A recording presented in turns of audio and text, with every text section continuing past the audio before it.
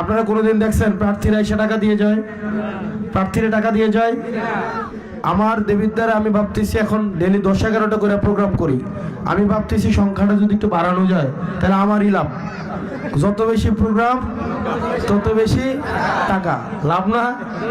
এটা তো ভাই বিশাল। আমি তো দেখলাম নির্বাচন শুধু 5 বছরে একবার না, বছরের একবার করে হওয়া উচিত।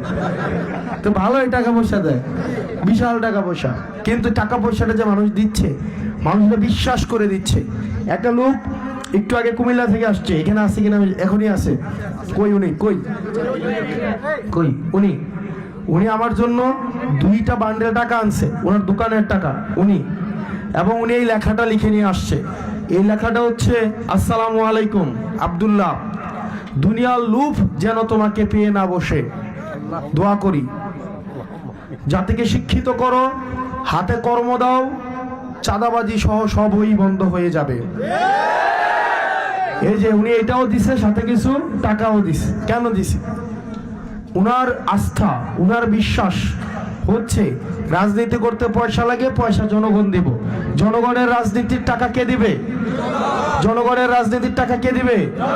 ভাই, আমি আপনার জন্য 24 ঘন্টা খাটবো, আপনি আমার দায়িত্ব নেবেন না? নেবেন না? আমি যেহেতু আমি একজনের দায়িত্ব আপনারা সবাই মিলে নেবেন, আমার পার্টির দায়িত্ব আপনারা সবাই মিলে নেবেন, তাহলে সবার দায়িত্ব কে নিতে পারবো? আমরা নিতে পারবো, ঠিক কিনা? আর আমি যদি রাজনীতিও করতে হয়, টাকা ইনকাম নিয়েও চিন্তা করতে হয়, তখন তো আমি দুর্নীতি করবই, করবো কিনা?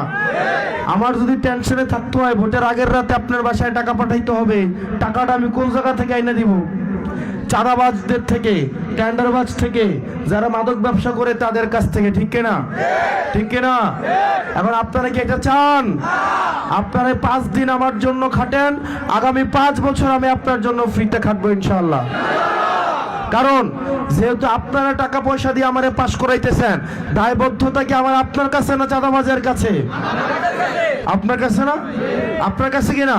যেহেতু আপনার পয়সায় আমি নির্বাচন করতেছি, আপনি খাইতে আমাকে পাস করাইতেছেন, আপনি ভারী ভারী আমার জন্য প্রচার করতেছেন, সুতরাং আমার প্রত্যেকটা কার্যক্রমের হিসাব আমি আপনার কাছে দিতে বাধ্য।